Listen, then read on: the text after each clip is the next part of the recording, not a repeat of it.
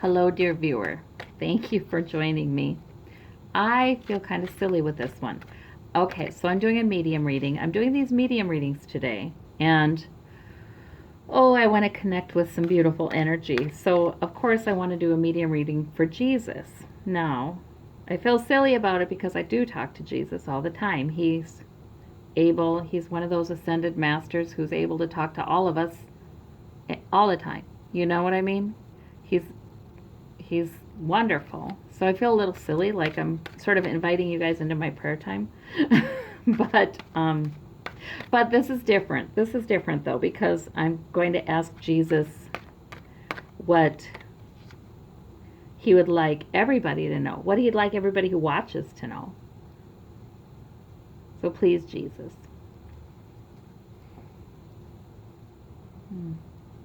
Okay. Yeah, that energy. Okay. At the in the heart of the matter, the emperor um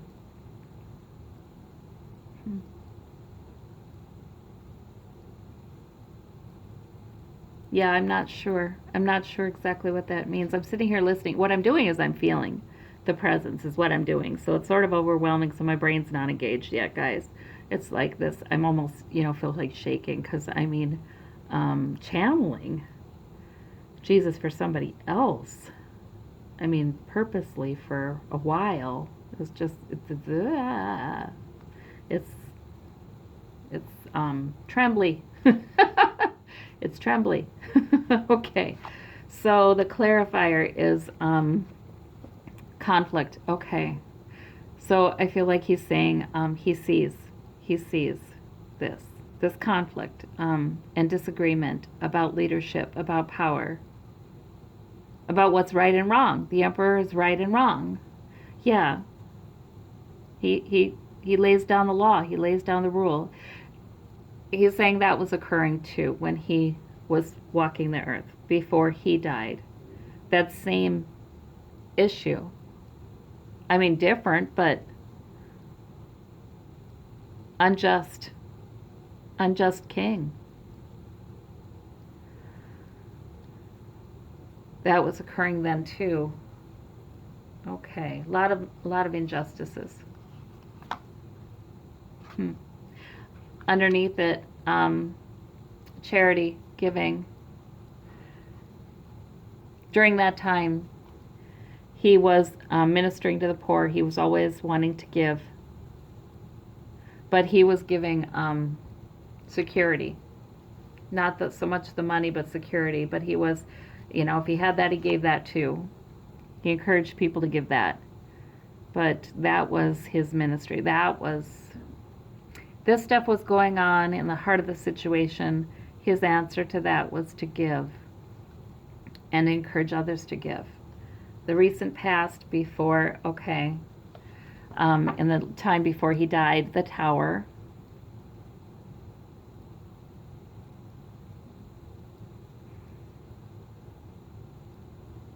And that, I don't think that has to do with his arrest or imprisonment. I think that he's talking about the tower, what caused him to start his ministry. There was a tower moment. It was spiritual. It was internal. It was external too. There was manifestation. He was given the message. It was time. But it was a real tower because things changed inside of him and shifted, and like he became a different person. Not a different person, but his faith. I mean, he was home. He could do miracles. He could teach. Okay, above it all, the King of Cups. Yeah. He's saying, right, the overarching energy, love, compassion, self-control, nurture, healing, and the underarching was, okay, so this was in the subconscious, giving, and overarching energy. So that makes a lot of sense to me. And in the immediate future, there was the Seven of Cups. So he was spending a lot of time in communion with his Father, with God. And Jesus has always told me this. Personally, I felt like he's told me that, he's your Father too. He doesn't claim any special status in that way. He had a special mission, and he was specially blessed. So in that way, yeah, but we are all the son of God, he says. We are all the daughter of God. We are all. So he, before he went, he saw a lot of mysteries. I mean, he was already privy to a lot of supernatural and spiritual mysteries and knowledge already. He did extensive meditation. I believe he did practice some Eastern meditation. He had studied some of that. And he practiced for hours on end, and he enjoyed it. And he already had learned a lot, but this was extra powerful to reassure him that he was going to be okay when he was praying in the garden. He saw all kinds of beauty. He saw the future. He saw why what was going to happen was going to happen. He knew what was going to happen at that point. Okay, and the root of the matter. Yeah, there it is. And then it happened, right? Devastated. He was pierced with a sword, in fact. Okay. Betrayal. Betrayal. The Ten of Swords can mean all those things. Okay. And all those things happened to him. But in the home environment, all he felt was love.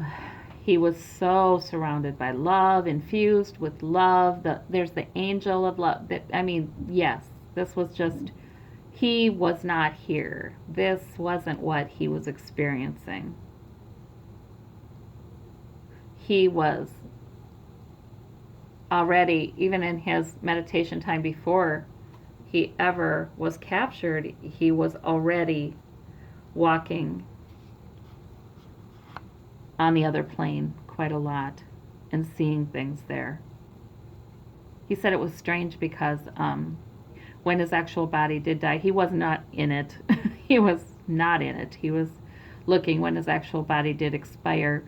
There was absolutely no difference between, he was already there, well beforehand. In fact, he'd been walking on that other plane with God, with the love, with the peace, on and off for days, even weeks, days beforehand. So this wasn't, the passing of his body was sort of inconsequential by that time. All right, this is hopes and fears section. And I know, Jesus doesn't fear. I know that. But this is what he hopes for us. Because I think about that Bible verse, I came that you might have and enjoy your life. Seriously. He wants us to do what is joyful. Fellowship. Yes. And reunion with with God, with family, with completion. He's at home. And then the fool. But the fool beckoned him because immediately his work was there on the other side. Immediately. He was right away. He didn't have this processing time and anything that had ever gone wrong or he needed to process has been processed long ago. He already lived in a state of not needing to regret things and grieve decisions he made. No, he already lived in a state where he was beyond that. He fixed things so quickly, didn't let them become problems. So he was right away on the fool's journey. Something new. Exploring. World explorer. ministering to the world. All of us. That's like what I said. I think he can talk to all of us at the same time, and that's really okay. He has the ability to do that. Wow. The world's in his hands. Hmm. Yeah. He's not above playing on that song. He's got the whole world in his hands. He's saying that's a scripture. There we go. It's all the same to him. And look at this, flipped out again. This too. Yes, okay. And the Three of Wands. Yes. Waiting for, he's waiting. He's waiting. That's waiting for his ship to come in. He's waiting for us to. Okay. All right. Now, I know that, many, I'm not talking specifically about Christianity or religion. I think he's there for everybody, you know. He's a teacher. Like I said, he doesn't hold himself any different than any other of us souls. He doesn't. So he's there for everybody, I think. He says that whole Son of God and I am God, that people were really misunderstanding that. Sometimes that's why he really hesitated to say it, that kind of thing himself, because they weren't getting it. He would always say, have ears to hear. Those who have ears to hear, hear. He meant you have to hear spiritually to understand what he was saying there. That's what he meant. He meant, we're all one. Yes, you too. You are sons and daughters of God. We are God. Yes. It was like that. Okay. And I'm going to ask about this conflict here. But good news. He brought good news. He brought good news. Yeah. So people were distressed. He says that people were distressed. There were many injustices. There was much discrimination. There was much persecution of vulnerable people, people who were different, people who looked different, people who talked different. It was a very violent place, his world, before he died. And that's why people wanted him to bring a revolution. The revolution he brought was spiritual. Much more powerful, he says. Much, much, much more powerful than a change in leadership. Yeah, much more powerful. Let me clarify this Emperor here. Leaving, off in search of something more fulfilling. Yeah. So he's saying, he taught that change in leadership wasn't going to do it. You need to look for what is emotionally, spiritually fulfilling. What is love? What is compassion? What is self-love? What is care for oneself and compassion for oneself? That's where the power is. What is love for receiving love? My cup runneth over with love. That Ace of Cups? This guy's off in search of that cup, So he's saying that's the remedy he brought for those times. Maybe that's why I thought to do this reading today. That's a message to us about the remedy for these times too. Yeah, I feel like he says it's not that we can't have just leadership. It's not that there can't be changes in politics. There certainly can. It's not that you should not speak out for change in politics, because he did. He says he did. For his people, it was the Pharisees and the Sadducees who were his people's leaders, and they just weighed everybody down with a lot of rules, and that you could never completely fulfill, so you never felt like you could walk in the grace of God. And he challenged them boldly. I mean, he basically did a protest in a way, so he's saying to me, no, don't be thinking you can't do that stuff. You can. But what I'm saying is this, that the true power is going to come through spirit.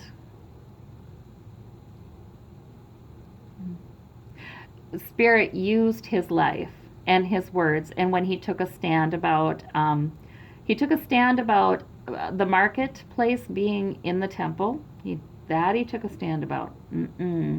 Money should not be more important than God. Okay, and he took a stand about the legalism, and very publicly said to the Pharisees, "You're like whitewashed tombs full of dead men's bones."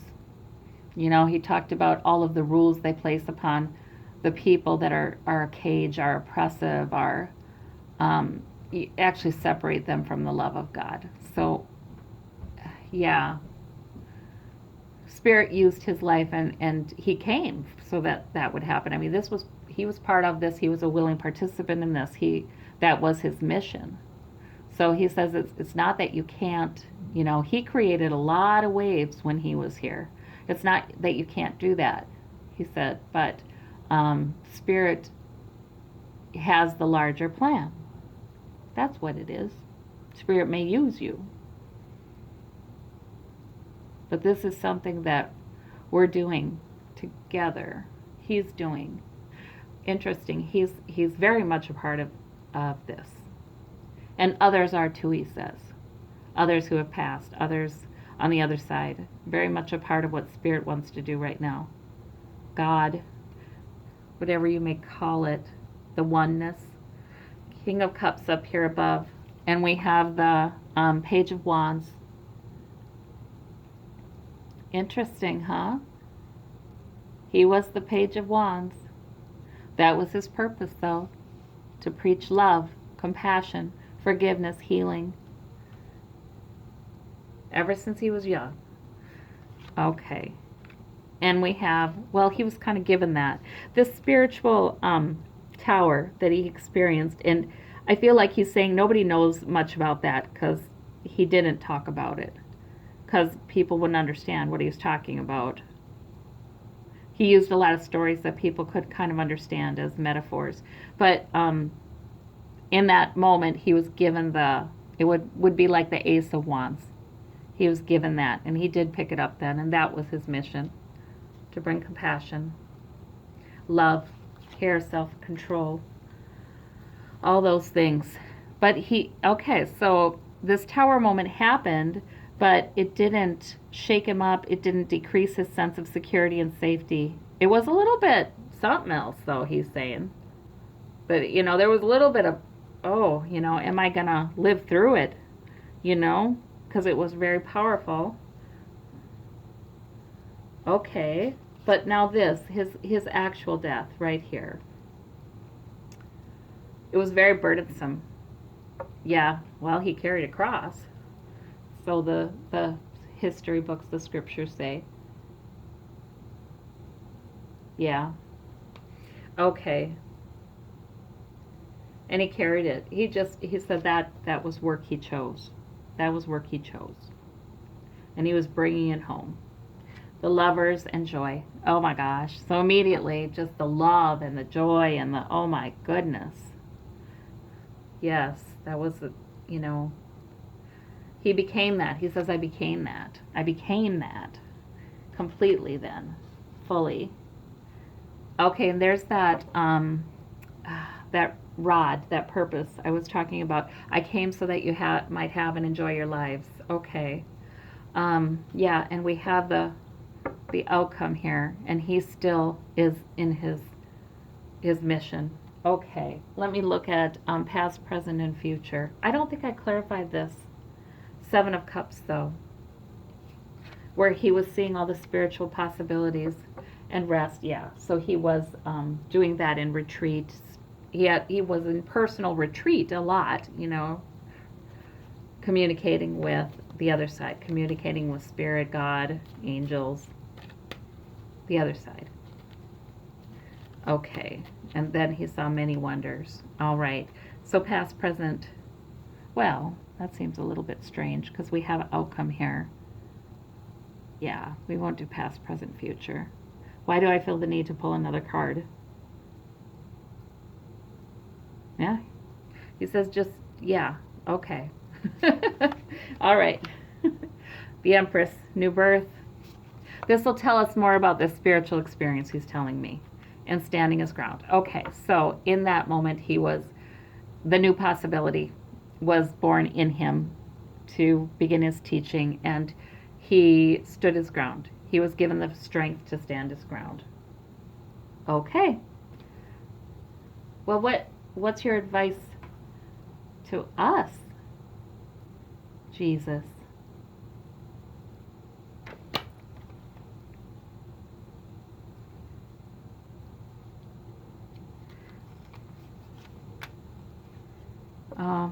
Yeah. This is worth speaking out about, he says. This winning at all costs thing that's going on in that's our version of this trouble in leadership that he experienced. This is the winning at all costs mentality that's worth addressing, he said. So I think he's saying Spirit is doing that right now. So yep,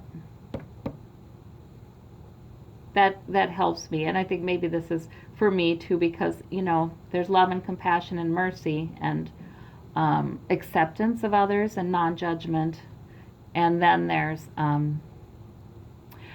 speaking out in truth about what's going on that is not right. And sometimes I feel like those two things are incompatible, and they're not incompatible. So I think this reading is it is to kind of make that clear, a little clearer for me anyway. I struggle with that personally, but they're very compatible.